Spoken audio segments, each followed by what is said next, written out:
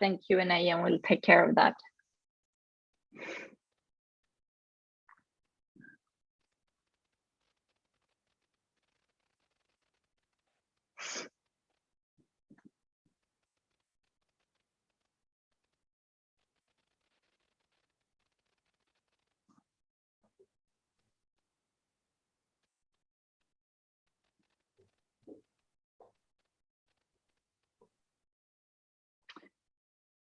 Okay, hi and welcome everyone to the VDEV CEPR BREAD seminar series. Today we are very happy to have Penny Goldberg visit us virtually in this seminar slot. So I'm gonna just go through some basic structure if you are new to the seminar. The seminar is for 1 hour and it's a 15 minutes Q&A following at the end. And there we're going to open up the mic for participants to raise their hands and get the question, get the possibility to ask questions to Penny. While during the seminar, if you have questions, please write them in the Q&A section, not in the chat, but in the Q&A section. And then we're going to make a couple of pauses during the talk, and I'm going to pass on some of these questions to the speaker. You know, you can vote up the questions and so on.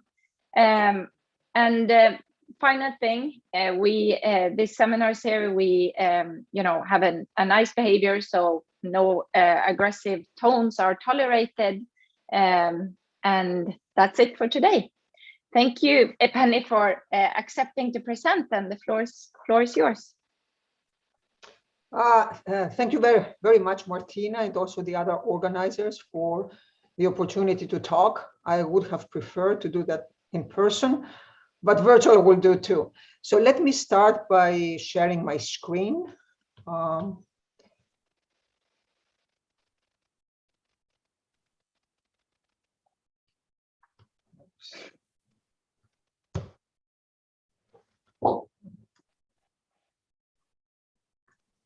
Okay, so the paper I will present today is called Trade and Informality in the Presence of Labor Market Frictions and Regulations. And it's a joint work with Rafael Dix-Carneiro, Costas, Meghir, and Gabriel, Ulyssea. So they may actually be in the audience, I'm not sure. So the point of departure for this work was the observation that informality is a major feature of labor markets in developing countries. To give you a rough idea of what we are talking about, in Latin America, it represents a very substantial share of the labor force. So for example, in Chile, it's 35%. I'm sorry, in Chile, it's 35%. In Peru, Peru has the highest percentage of informal labor with 80%. Brazil, which is the country that this paper focuses on, is around 50%, 58 to be precise. So it's a ubiquitous feature of labor markets in developing countries, and it's also one feature that has proven extremely resilient to growth and development. So originally there was this view that as countries grow or as they open up to trade, informality would go down. And it is true, if you compare high income to low income countries, it is true that high income countries have much lower levels of informality. On the other hand, if you look at a country like India, India experienced very fast growth in the last few decades, and informality there is above 90%, 90. In Latin America is also a part of the world that has opened up to trade in the past decades. It has experienced growth, although not on a sustained basis. And you know, as I said before, informality still remains very high.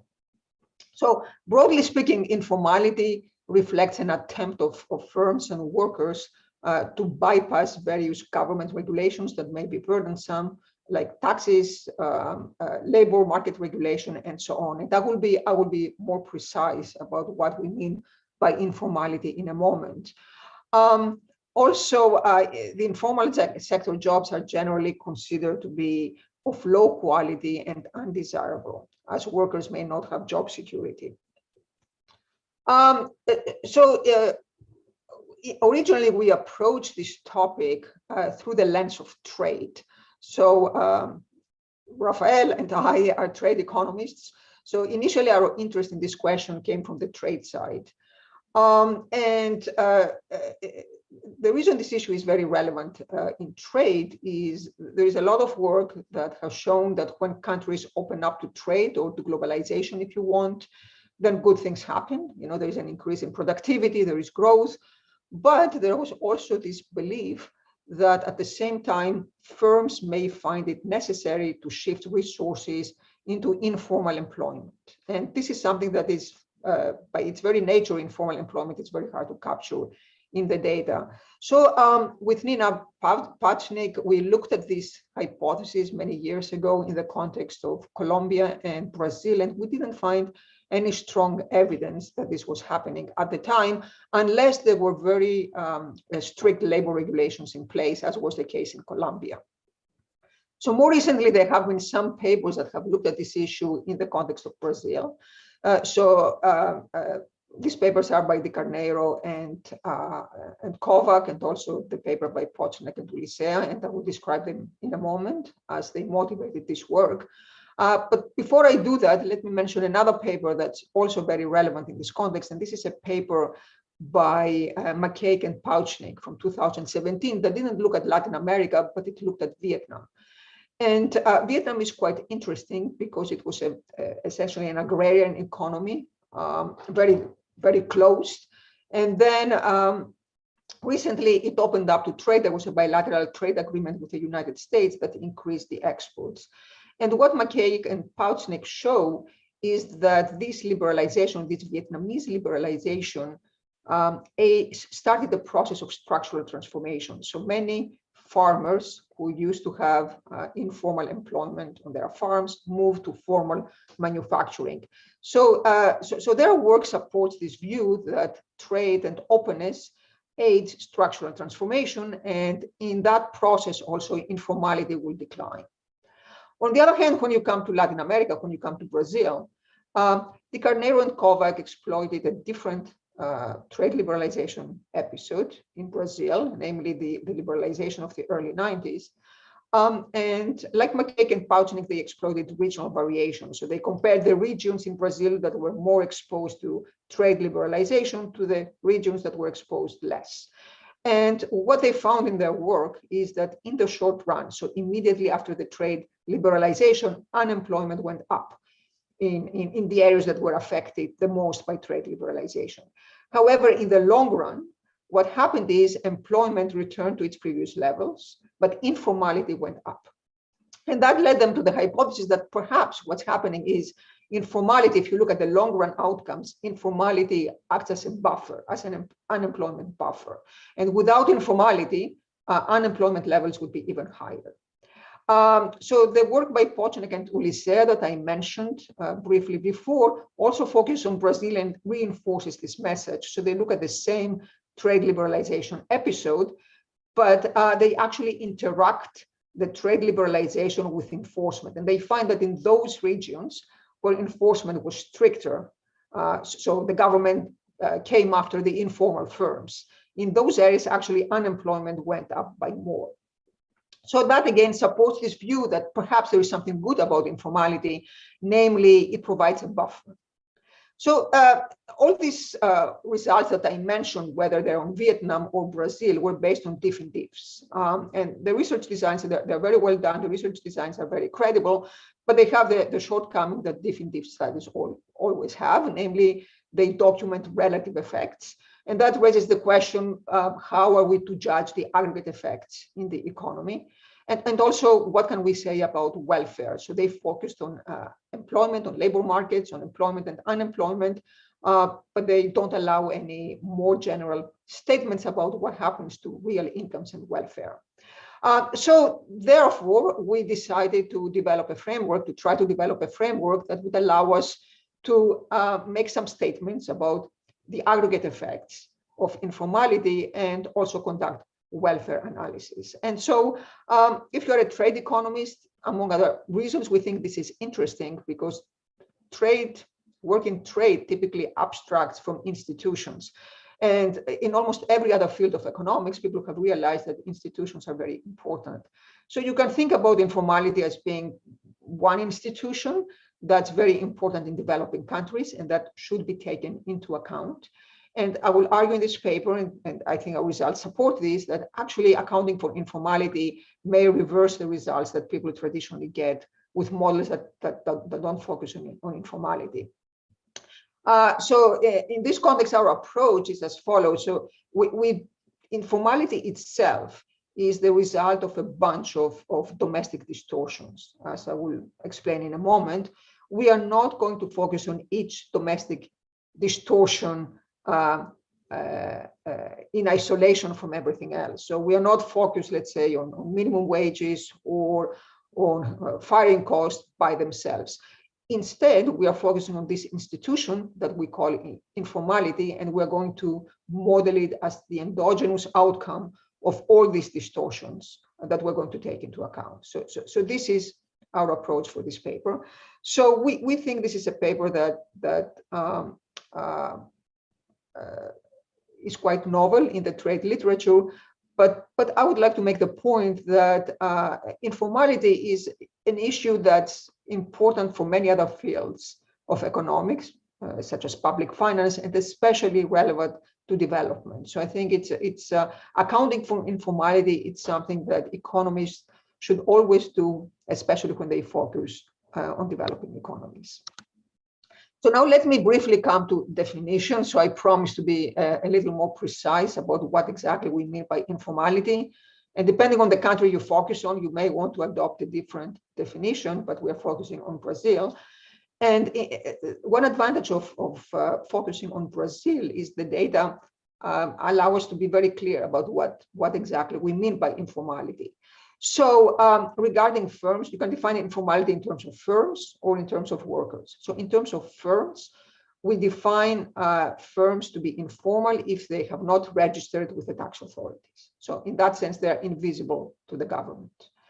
On the worker side, we are considering a worker to be informal. So that means they're not covered by labor regulation, they don't get benefits, if they don't have a particular card that all formal workers in Brazil have. So all formal workers receive a card that they have as long as they stay in the formal sector. So in our data, this is something we observe. Now, why is the informality important? So before I get to the meat of the paper, let me to conclude the motivation, let me just summarize the views on of informality that you often find in the literature. Obviously, firms that are not visible to the government, they don't pay taxes. So that means there is a loss of tax revenue for governments, and that hinders the provision of public goods. Our paper would not have much to say about it. Actually, we don't have anything to say about it because we're not modeling the provision of public goods. But this is something that's important. Second, informality induces one type of size-dependent distortions. And this is because for a firm to be informal, so again, informal means invisible to the government, it has to stay small. Larger firms are much more likely to be caught by the government.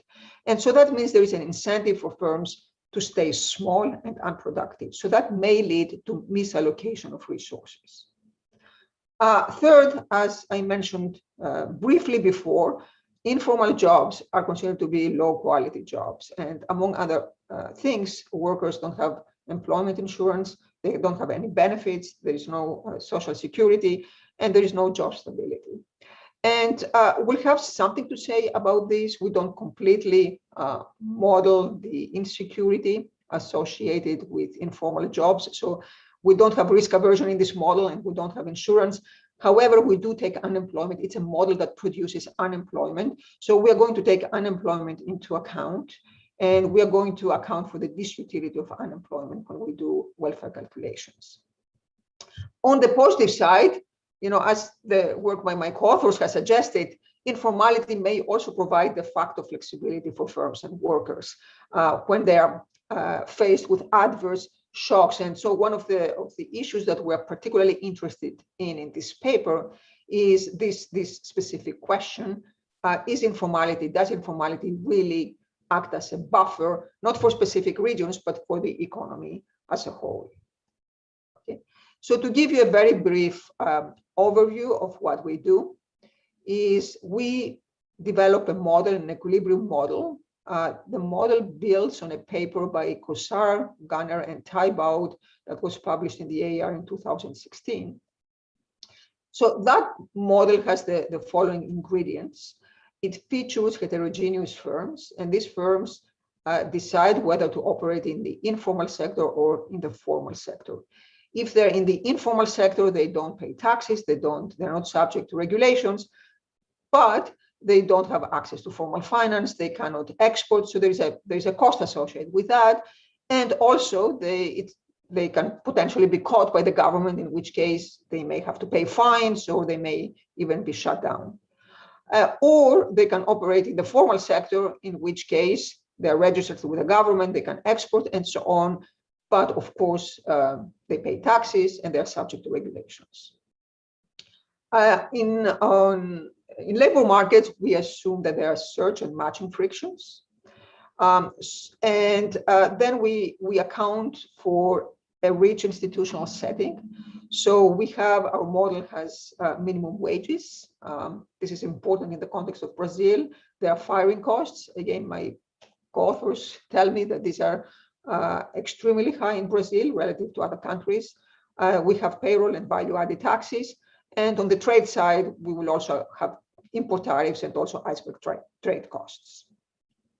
Importantly, all these regulations and the taxes are imperfectly enforced. And this is crucial because it's this imperfect enforcement that leads to informality. So again, to relate this to what I said earlier, in our model, we have all these distortions, if you want. We have firing costs, taxes, and so on. We have import tariffs, plus we have the fact that all these regulations are imperfectly enforced, and all this together gives rise to this institution that we call informality. So informality arises endogenously in the model. International trade enters in two ways in this model. So first, there are imports that affect all firms in the economy. So there can be imports of final goods, but there are also imports of intermediates. So these are going to create, they're going to have effects on aggregate demand, and they also create input-output links. And second, we also have exporters in this economy. So firms export subject to fixed export costs and variable trade costs. And that part of the model, so the exporting, is very similar to the Mellitz model that you may be familiar with. So this is very briefly an overview of the model. We estimate this model using several micro data sources from Brazil. And those of you who have worked with this data, you may already know them, but let me briefly mention them. There is a total of 7 data sources. We use 5 of them refer to the formal sector and 2 refer to the informal sector. So the first one is RAIZ. That's a matched employer-employee data set that has been used extensively in empirical work. It's administrative data, and it covers all formal firms and workers. So as long as a firm or a worker are formal, they are captured in RAIZ. We have customs data, and that allows us, so if we combine the customs data with RAIZ, that allows us to identify which firms export. And then there are 3 firm level surveys, the PIA, PAS, and PAC. So these provide information. This again cover only the formal sector, but they provide information on revenues and inputs. So these data sets combined give us a very comprehensive picture of the formal sector in Brazil. Regarding informality, the main data set we use is a SINF. So the first one, the first line. This is a survey that covers only the urban sector, but it covers all small firms, whether they're formal or informal ones. And firms are explicitly asked whether they're registered or not, and they're also asked about their workers, whether the workers are formal or informal, what type of contract they have, what type of work they do. So it's this survey that allows us to capture the informal firms primarily. Now, and second, there's another survey, the PME, the last one on the list, that allows us to capture the informal workers. So this is a rotating panel that captures all workers in 6 major metropolitan areas in Brazil. And this data set contains a lot of information about socioeconomic characteristics, but also about employment status, whether the worker is formal or informal. And we use that to capture transitions from employment to unemployment, from unemployment to informal sector, and so on. So 2 things I would like to point out before I go on. So the first is that a SINF, so the survey that allows us to capture the informal firms, is available only for 1 year, 2003. So that's a big difference from RAIS.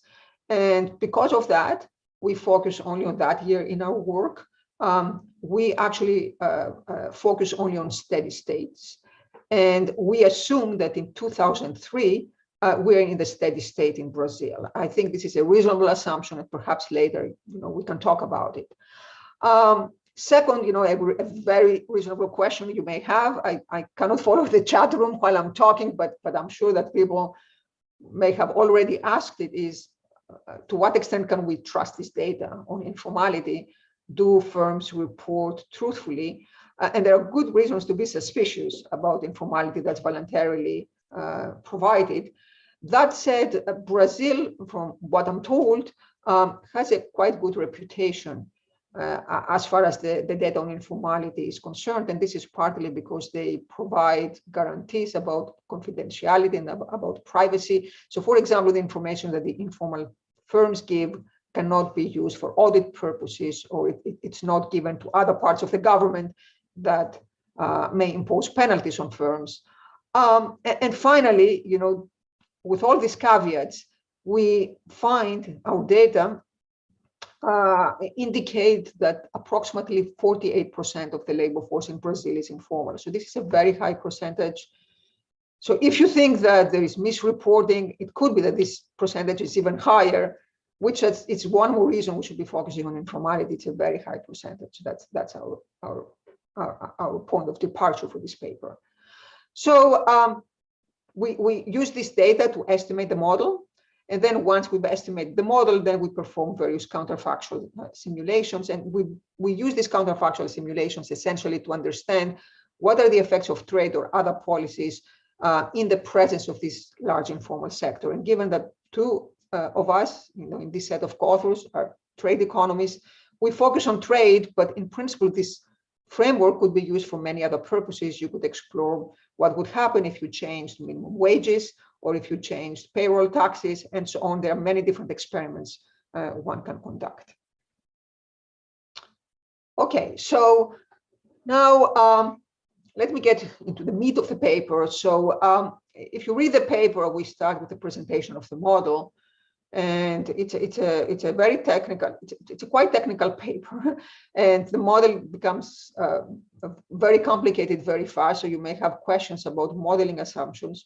So rather than starting with a model, let me start with a set of stylized facts that were important to us when we were developing the model. So what I mean by that is what we wanted to make sure is that the model that we develop can actually generate these 5 facts. And these facts are as follows. So the first one is that Brazil has a large informal sector, about 48% of employment, as I mentioned.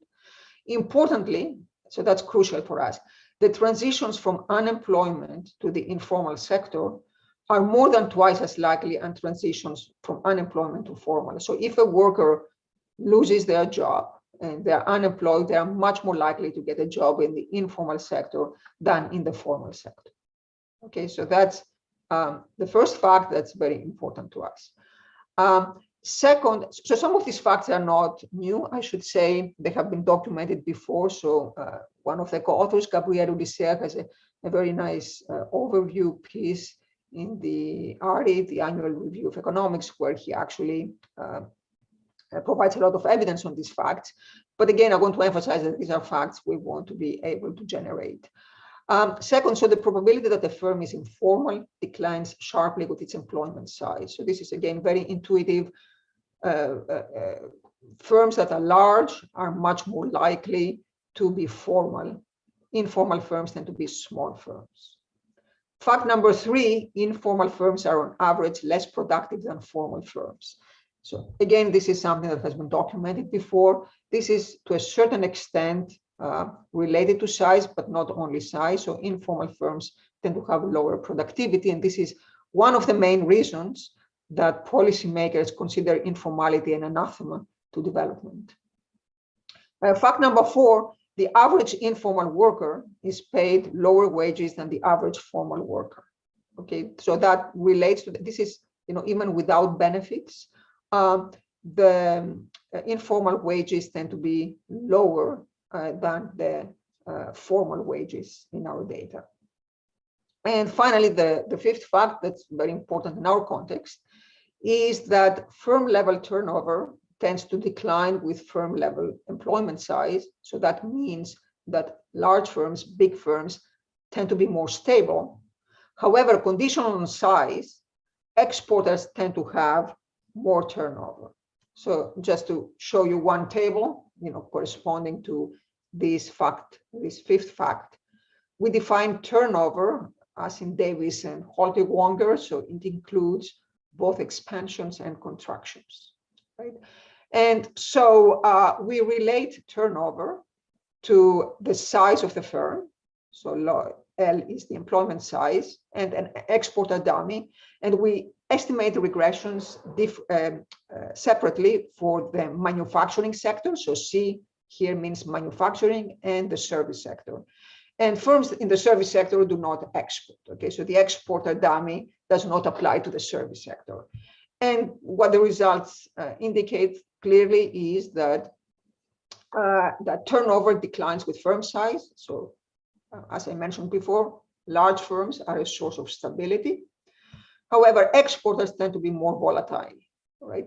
And so this, just to give you a preview of where this is going, this is going to have obvious implications for what happens when an economy opens up, because what trade does to a certain extent is it moves resources towards bigger firms, and bigger firms tend to be more stable. But on the other hand, it also moves resources towards exporters, and exporters tend to be more volatile. So it's not clear how these two effects play out in practice, in the actual economy. So these are the 5 facts that our model is going to target. Okay.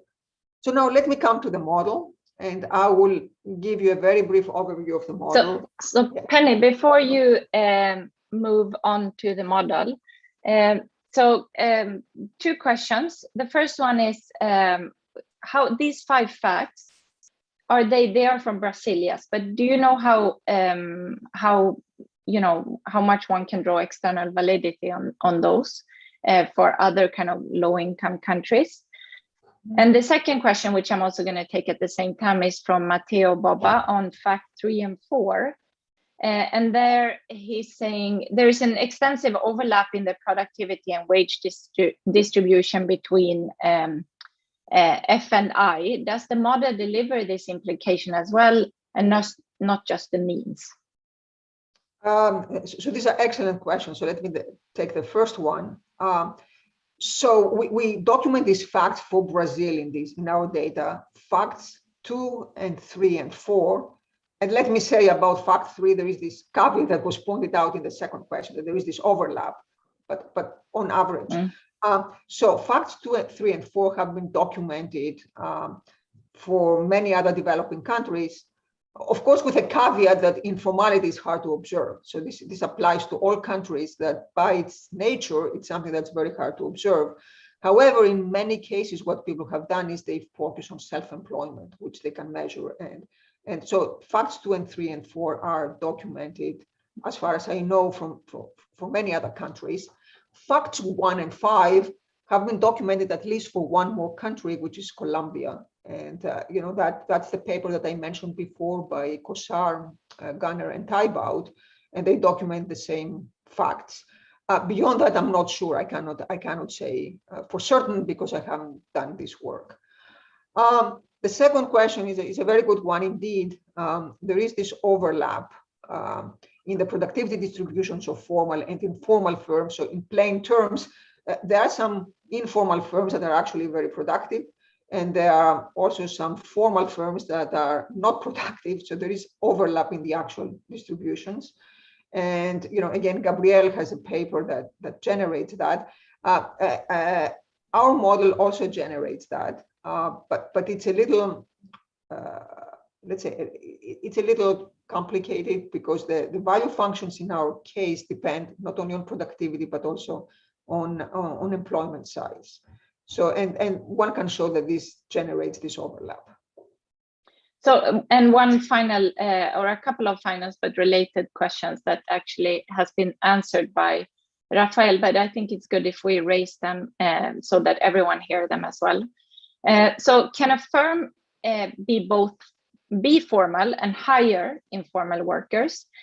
And the other question is, can you be partially informal? So, you report on some parts of your products, but you don't bill on everything. So regarding the first question, that's certainly the case. So this is what people call the intensive margin of informality. And again, this is Gabriel's paper in the AR deals with exactly this issue. We don't deal with this in this paper simply because it would complicate the model even more. So, if a firm reports its status as being formal, we take it to be formal. So in this paper, and this is one of the limitations, but it's not one that's very easy to address. And regarding the second question, I'm not quite sure what happens in Brazil. My guess is, again, Rafael or Gabriel may know that, may have the answer to that. But my guess is that yes, this can happen. That the firms report some activities, but not all of them. This I would put into the general category of, let's say, having tax avoidance or tax evasion. You may report some activities to the tax authorities and not others. Again, we don't base the characterization based on these subtle cases, simply because we cannot tell. We don't observe that. Thanks, Penny. Okay, so coming to the model, so I'll go quite fast through it, but let me just give you the overview. So there are two goods in this economy: manufacturing, that's C, and that's the tradable sector, and services, S. So services are non-tradable, and these are combined to generate utility. Now, each of these aggregates, tradable and non-tradable, consist of a number of varieties that are combined using these formulas there. They are CS aggregates themselves. In each sector, so K denotes sector, it can be tradables or non-tradables. So each sector produces goods using two inputs. There is labor and intermediate inputs. These inputs are combined using a Cobb-Douglas production function. This is a Cobb-Douglas production function with constant returns to scale. And importantly, this intermediate input, that's I, is itself a combination of intermediates from the tradable sector and intermediates from the service sector. And later, so for now, we're focusing on the closed economy. The intermediate tradable goods are themselves aggregates of tradable, of domestic varieties and also imported varieties. So one way in which imports are entering this model is through intermediates, imported intermediates that enter this IMC term. I mention this because intermediate inputs play a key role in transmitting changes from abroad to this economy. Productivity, firm productivity, follows an AR1 process. And now let me give you the overview of how firms make decisions in this economy. A firm, so let's start with the incumbents. an incumbent can be an informal firm or a formal firm. If an incumbent is an informal firm, it has three choices. It can stay informal, it can exit, or it can become formal. If it stays informal, then it chooses its employment size, that's L prime for the next period, and then it realizes profits. The profits are a function of its current productivity, Z, the employment size of the previous period, L, and the current employment size, L prime. And the reason both enter is because we have hiring and firing costs, okay, and these costs connect time periods. Then it draws a new productivity, draws Z prime, and then it starts the next period with a new value function as a function of Z prime and L prime. If the firm becomes formal, then we are in this part. And for the formal firm, the problem is very similar.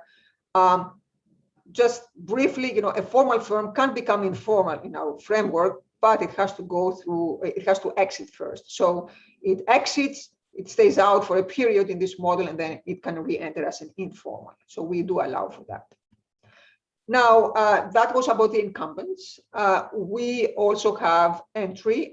We have free entry in this model. So there is a mass MK of entrants. They pay an entry cost to enter. This cost is C, E, and it varies by sector.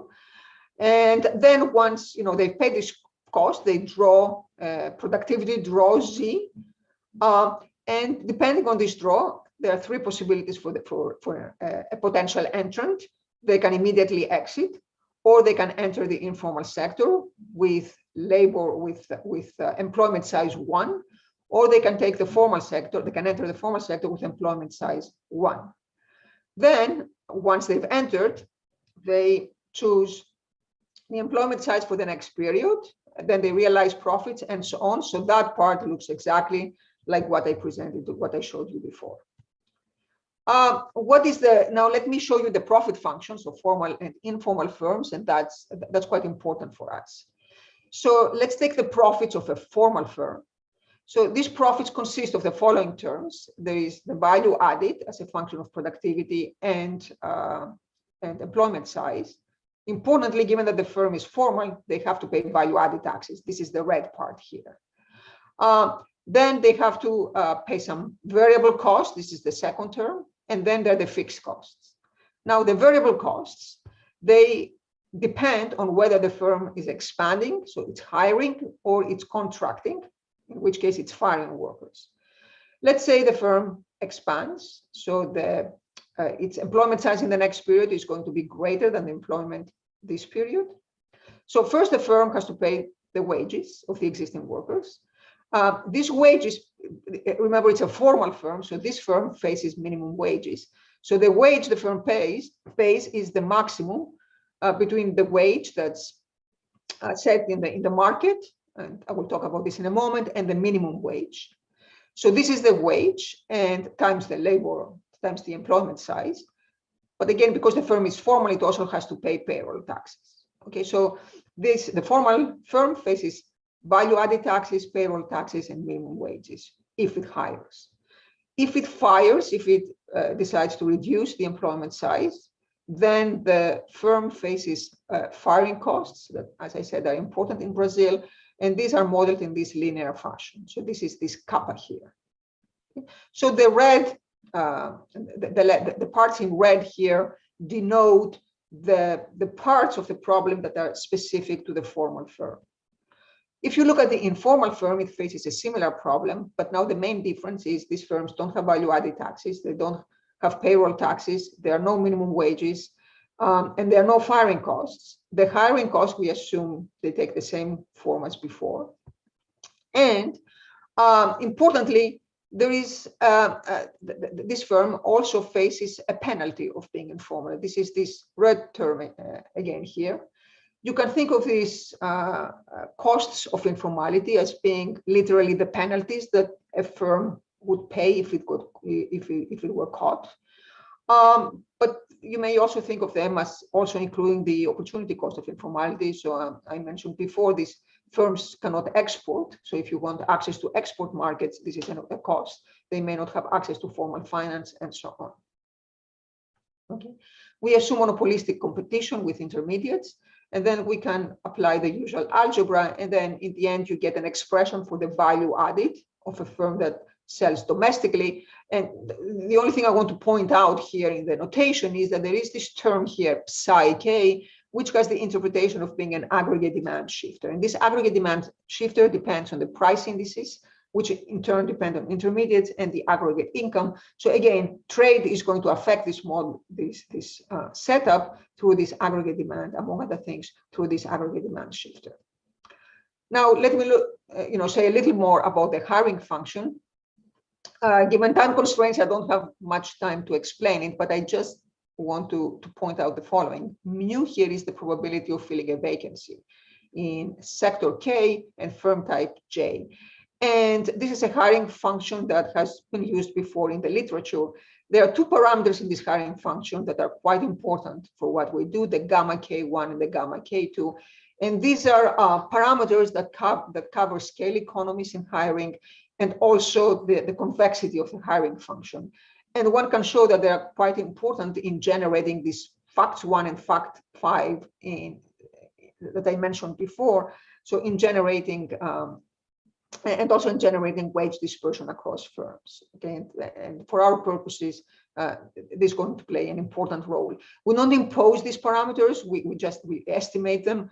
But depending on their values, they can produce these facts that I mentioned, or they cannot. Right. So it's actually nice when we estimate the model that we can generate them. On the worker side, we assume random matching, and then once workers are matched to firms, wages are determined by Nash bargaining. Search frictions imply that you can have informal unproductive firms that keep workers at lower wages as long as these wages are above reservation prices. So I will skip that given time constraints, and let me come straight to the small open economy model. So we assume in the case of Brazil that it's a small economy, it's a small open economy, meaning the aggregate conditions above are fixed and the set of imported goods are fixed.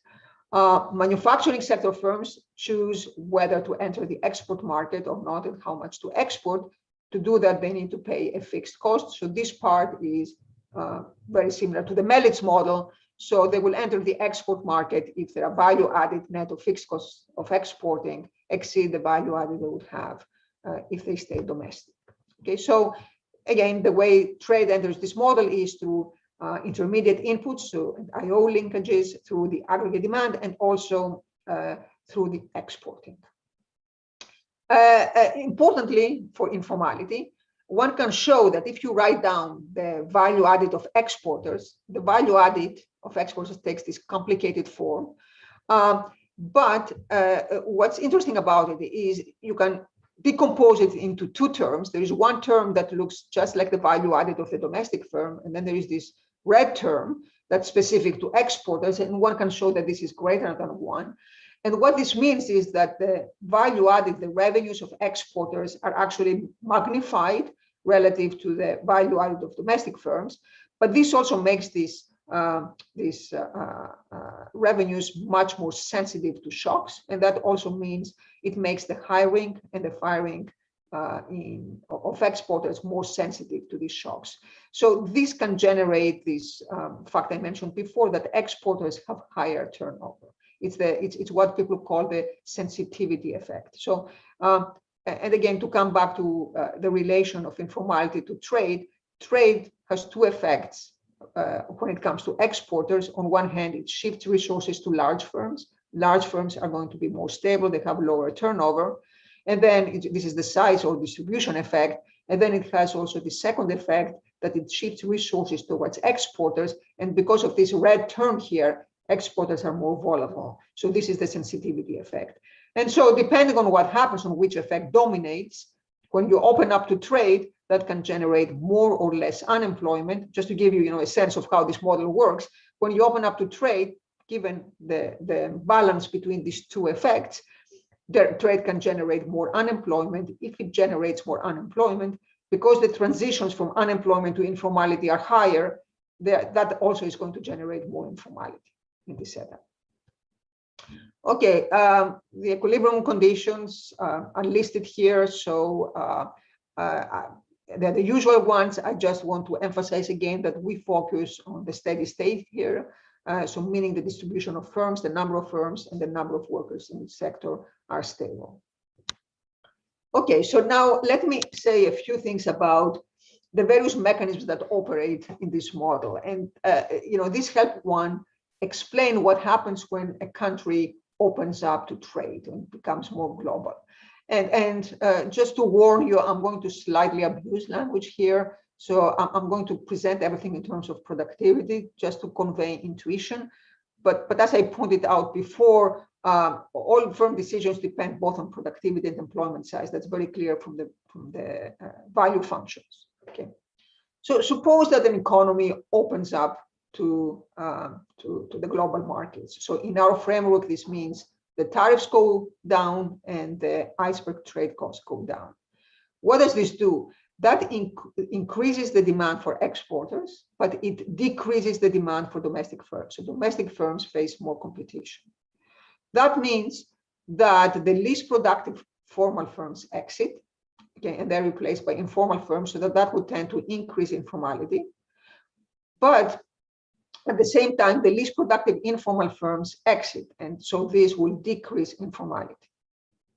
Okay, so you can think of all these effects, of all these mechanisms as having the effect of shifting the various thresholds for entry and formalization.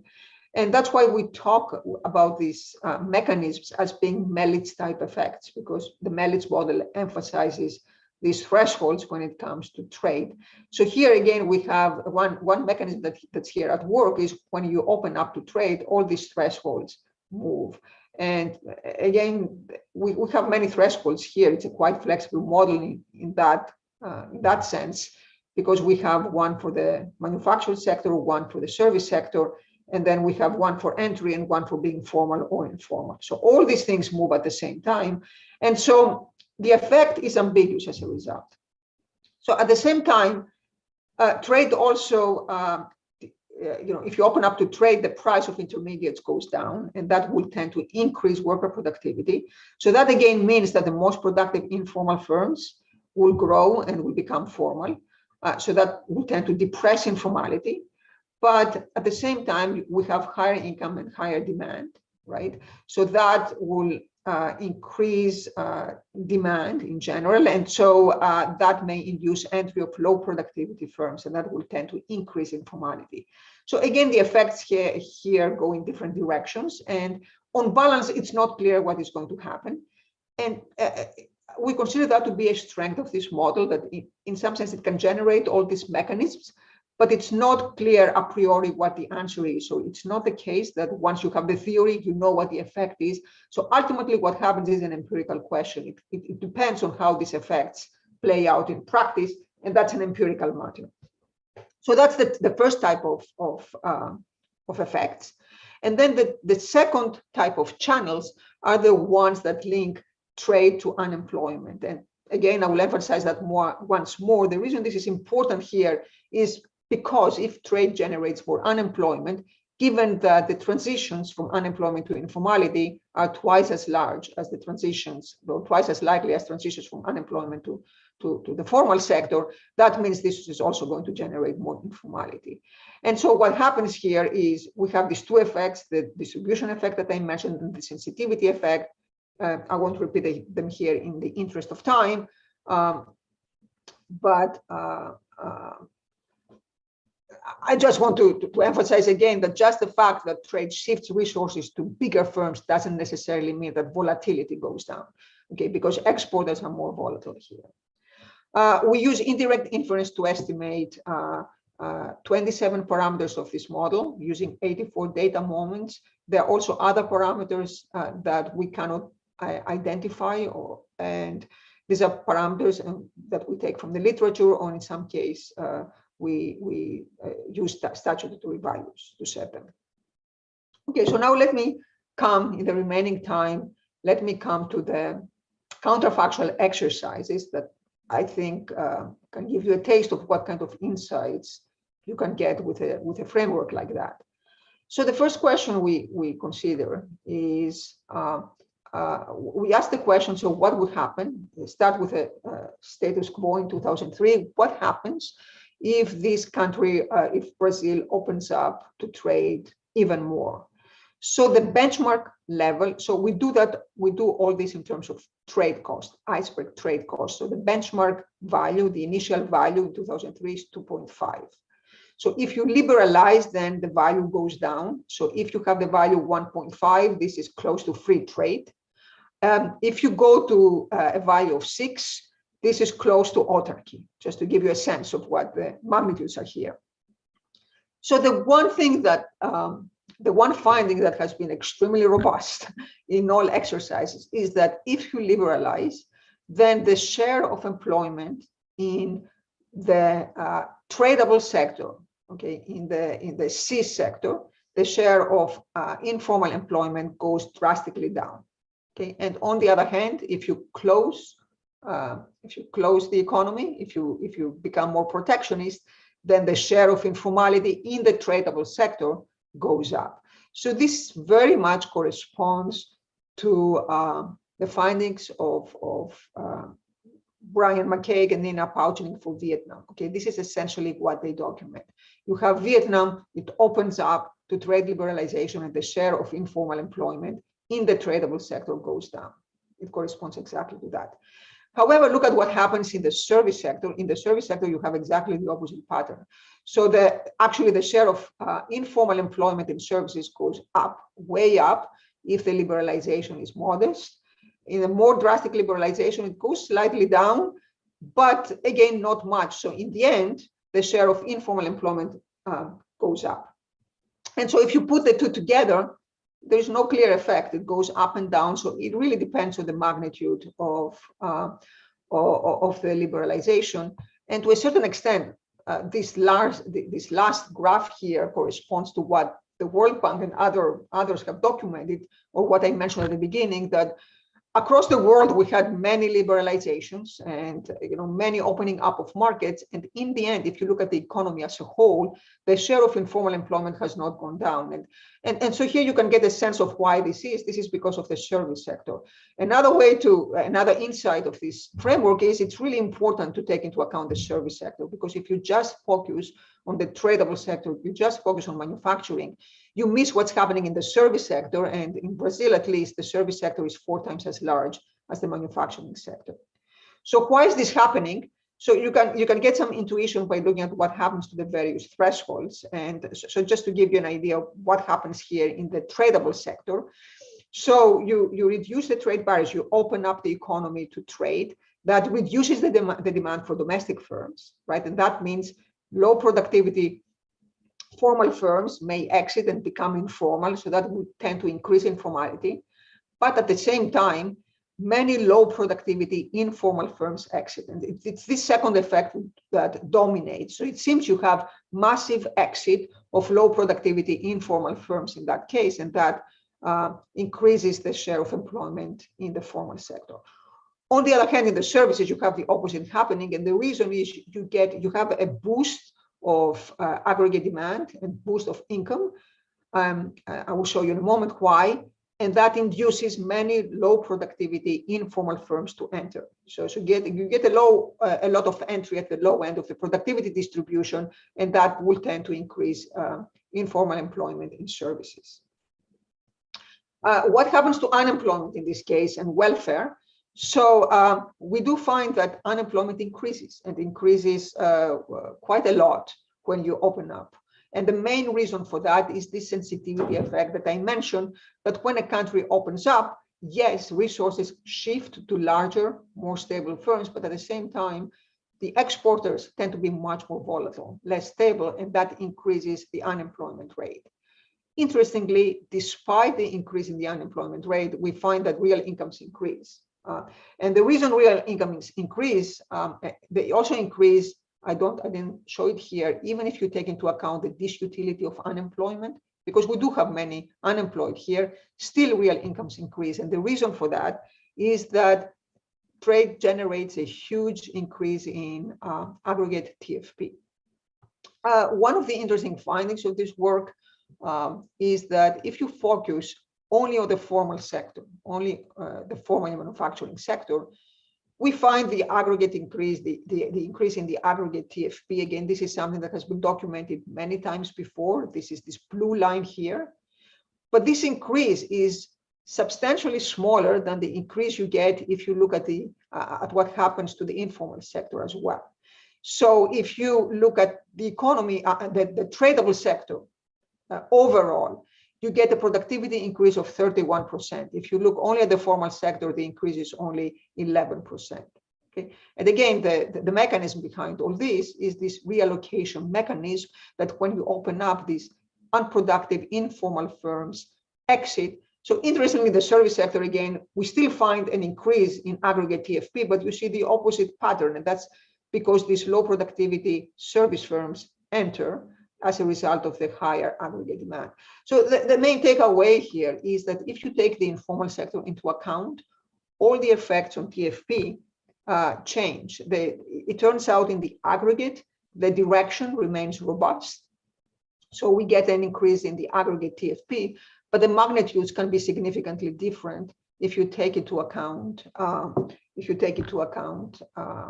informal sector.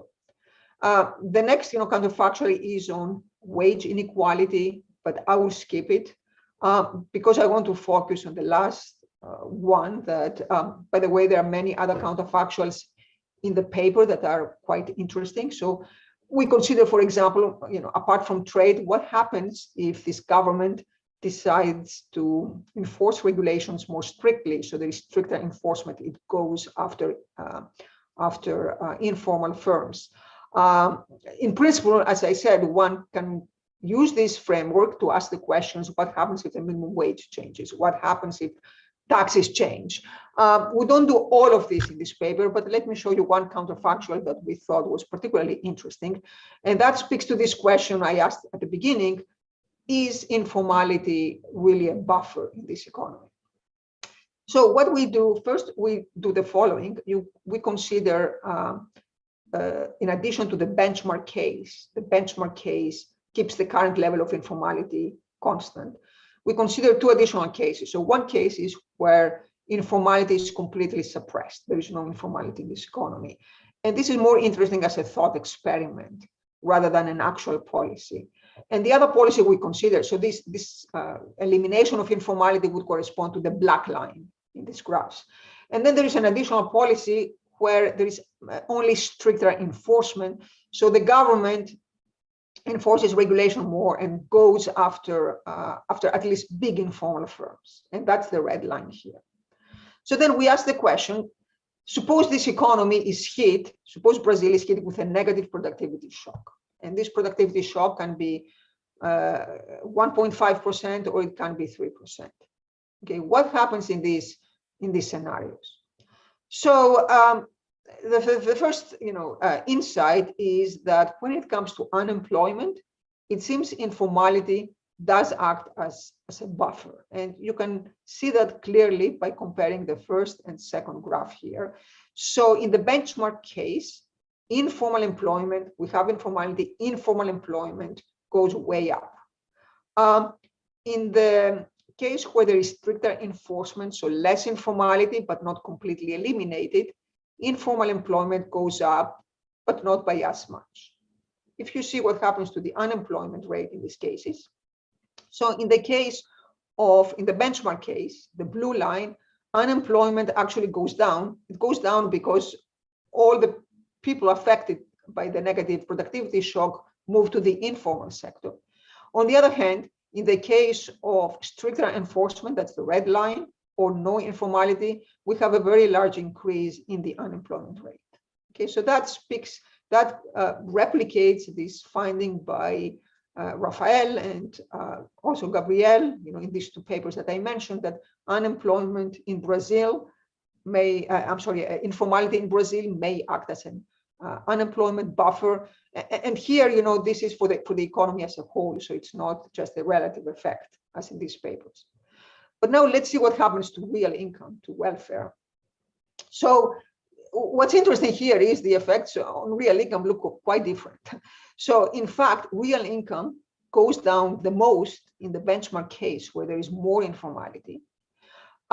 It goes down also in the other two cases, but actually it goes down less in the case where there is some informality allowed, and it even goes less in the case where there is no informality allowed at all, despite the fact that unemployment goes way up in this case. So if you look at these graphs, then you would conclude that informality does act as an unemployment buffer, but it does not act as a real income or welfare buffer. And to understand this effect, again, I'm out of time, but to understand this effect, let me just very briefly show you what happens to aggregate TFP in this case. So if you, in the benchmark case where there is informality, aggregate TFP goes way down. You have a negative productivity shock, and the aggregate TFP goes down substantially. This is the blue line here. If you didn't have informality, actually TFP would go up. So this is the extreme case of creative destruction. So as a result of this negative productivity shock, unproductive informal firms exit. So in the aggregate, TFP goes up. And to a lesser extent, this also happens in the case where some informality is allowed. Okay, so this is what really generates this effect. This is not to make the case here for suppressing informality. In fact, in the paper, I think we're quite explicit that we think this is not the best way to increase productivity, but just to make the point that there is a trade-off here between productivity and unemployment, and the fact that informality acts as this buffer, as this unemployment buffer, doesn't mean that it's also a welfare buffer. So I'm out of time, so let me just conclude with the main takeaways from this paper. So the main takeaway is that it's quite important to model the informal sector and also the non-tradable, the service sector, to get an accurate and comprehensive picture of what happens in a developing country. So in this paper, we focused on trade, but that also applies to many other policies. So our framework is consistent with some empirical patterns that have been documented in prior work using different VDEVs. So we can actually generate this decline in informality in the tradable sector that Brian and Nina documented for Vietnam. We can also generate this fact that Rafael and Brian documented, namely, Rafael and Gabriel documented, namely that the informal sector acts as an employment buffer when an economy is faced with an adverse shock. There are some new insights that you cannot obtain with different VDEV, and that's why we have to use this framework.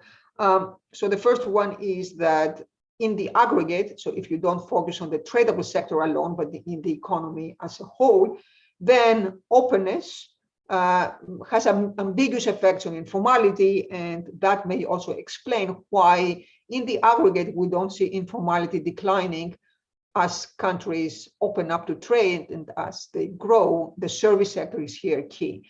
And also the informal sector does not act as a welfare buffer when we have negative shocks. In some counterfactuals we do in the paper, I didn't have time to present them here, we also find that if the government repressed informality, so if it eliminated informality, then you would get a huge productivity increase because all these low productivity informal firms would no longer exist. However, you would have a big decrease in welfare. The reason you have a decrease in welfare is because of unemployment, right? In this case, we would generate unemployment and welfare would go down.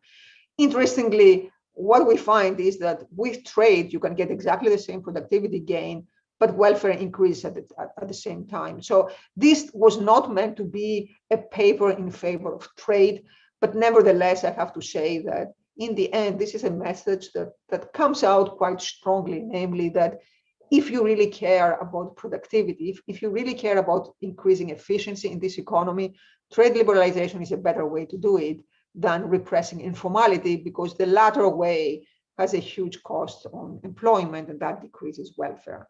And finally, we also find that in some cases, by accounting for the informal sector, we reverse predictions of existing models. This is especially the case when it comes to wage inequality, but I didn't have time to go over these effects. And to a certain extent, also when it comes to productivity, because the effects we find are much bigger. So I will stop here and thank you very much. Thank you so much, Penny. So we are opening up the floor for people to ask questions live. So please raise your hand if you would like to ask questions.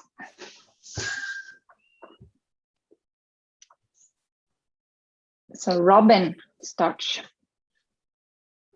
Hi, Penny. So I just had a very basic question, which is, if you go back to the Thibaut and other studies of trade liberalization, they were basically using manufacturing surveys, right? So is this, can we see this paper as partly one where you found a country where you could measure the informal sector and hence could say something really quite different? I mean, kind of reconcile the, because something like inequality in income or wages typically measured over a much bigger population than those in the manufacturing sector. So can we think of that as a kind of key contribution? Because I think that's sort of what I see as very different here. Typically, you can't measure the informal sector, and so you come to very different conclusions. Yes, that's how I would put it. I mean, the case of Brazil is in some sense unique because we actually have so much information for the informal sector. Yeah. So I'm answering this question with mixed feelings because one message of this work is the informal sector really matters. And so should we then dismiss all the other studies in trade that focus, including my own work in the past that focuses on the manufacturing sector alone using data sets that capture only the formal sector? And my view is no, but we should be very explicit that we are capturing only the formal sector. And so we may be missing something important. By the way, there is some information in other countries as well, but depending on what the question you are interested in is, you may be able to use them or not. So for example, in India, if you use the census data, there is information about informality as well. But the information does not compare to what we get, to what we have for Brazil. And I haven't conducted a comprehensive survey of the world. There could be other countries that have similar data set. But my main conclusion would be that when people point out that whatever conclusions we have may not be robust with the inclusion of the informal sector, I'm very sympathetic to this viewpoint, at least after this work. Yeah, okay, thank you. Giacomo. Hey, Penny, I have like a bunch of questions. You were mentioning at some point that there are obviously a lot of policy exercise that one can do given the framework. And I'm sort of curious about labor market frictions here and, like firing costs or changing the matching function, because that's another margin. Right? So the fact that people don't move to more productive firm is because in essence, there are extensive frictions. But if you were to eliminate those frictions, when you have the big boost in productivity, workers will move towards more productive firms rather than firms showing up. Right? Have you tried some version of this, like reducing labor market friction, either in the matching function or just in the firing cost? So the one thing we've tried is minimum wages. At some point, and to be honest, then we thought let's stay out of the minimum wage debate. But you're right. In principle, one can apply to a very large number of policies because you can play around with a firing cost, you can play around with the taxes, with the minimum wages. So the only exercise we did here is simply say what happens if informality is strictly enforced. So this is the only one we do. but in principle, you can consider any policy you want. And what is also quite interesting, you can also consider how various policies interact. For example, you can consider what happens if we open up, if we liberalize the economy, and at the same time we reduce minimum wages, or what happens if you open up and you reduce firing costs. So there are many different combinations one can do, but we don't do that in this paper, but I would encourage others to follow up. I mean, the reason, just take like 1 second, the reason why I'm pointing towards the frictions, right, the minimum wage per se, is because it's, the reallocation. I'm thinking the most cases when you have a big boost in productivity, workers will be inframarginal with respect to the minimum wage, but won't be inframarginal with respect to basically the mobility frictions. So it's either the matching function or whatever the firing cost, because they have to be paid ex post, right? Yeah. That's interesting. So we may want to consider that as a separate counterfactual. Gianmarco.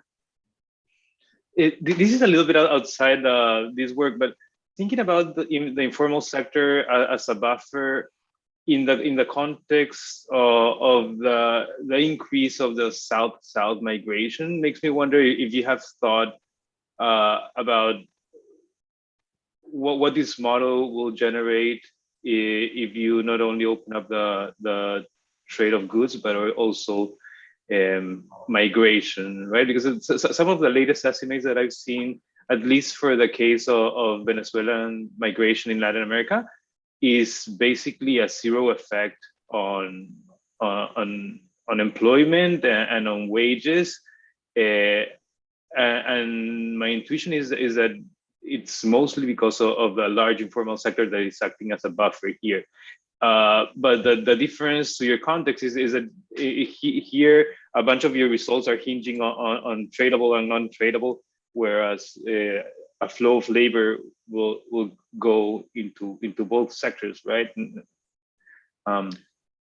I wonder if you have just any thoughts on that. Honestly, I haven't thought about that, but I think perhaps one way to model this would be an increase in the labor force. But I think what's tricky here is, so presumably the immigrants are not the average worker. So I should mention one limitation of this framework is we have homogeneous workers. Okay, ideally this is something that one day we would like, but not in this paper, but in the future, that one would like to relax. And presumably the workers who come in, the immigrants, well, in reality, of course, workers are not homogeneous, they are heterogeneous, and the informal workers tend to be lower skilled workers than formal workers on average. And I would expect that many of the immigrants are low skilled workers, so it's much more natural for them to be absorbed by the informal sector. But we don't have any of these, in this framework.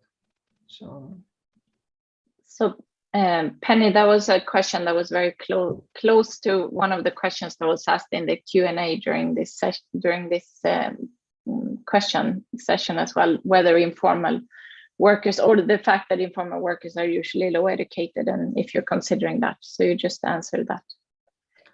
No, as I said, this is something, if you ask me, to be absolutely honest as to what I consider the most important limitation is precisely the fact that we have homogeneous workers. We don't have worker heterogeneity here.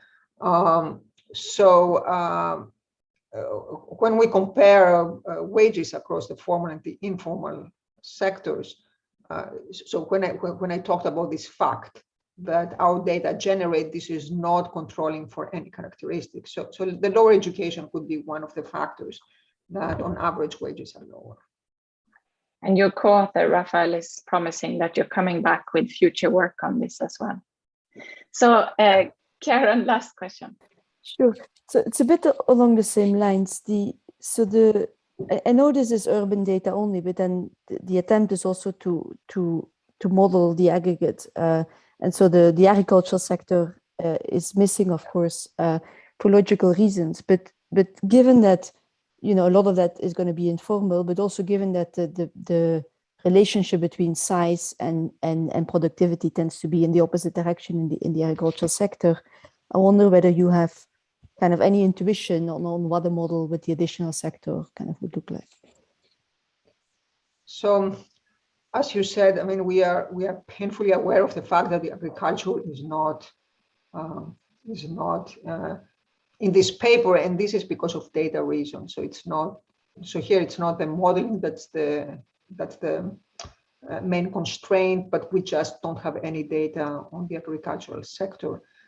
But regarding the productivity effect, so I'm not quite sure what do you mean about the productivity pattern going the other way, because so I thought in agriculture, and again, I don't know that about Brazil, but I think the effects are sort of ambiguous. There are people who claim bigger farmers are more productive. So I'm thinking of the work by Foster and Rosenzweig, right? That shows that the effect is not monotone. There is a range. You know, the very small farmers can be more productive than the middle-sized farmers, and then the very large farmers again are more productive. So it's not a monotone effect with size. So given that, I'm not quite sure what we would find for Brazil. I know Rafael would also say that that agriculture in Brazil has been mechanized. So at this point, it doesn't use as many informal workers as people's intuition might suggest. Thank you so much, Penny. We are out of time. So we just echo what others have written in the Q&A. It's a very nice paper, and you are just brilliant at explaining very technical questions, technical models. Thank you so much for that, Penny. And for everyone in the audience, in the chat section, you find Penny's Zoom meeting details, and she will be there in 15 minutes for those of you who wants to continue to talk to Penny there. Thank you so much, Penny, for today and for this great presentation. Thank you very much, and I'll be back in 15 minutes using a different link, and I'll be happy to talk more about it.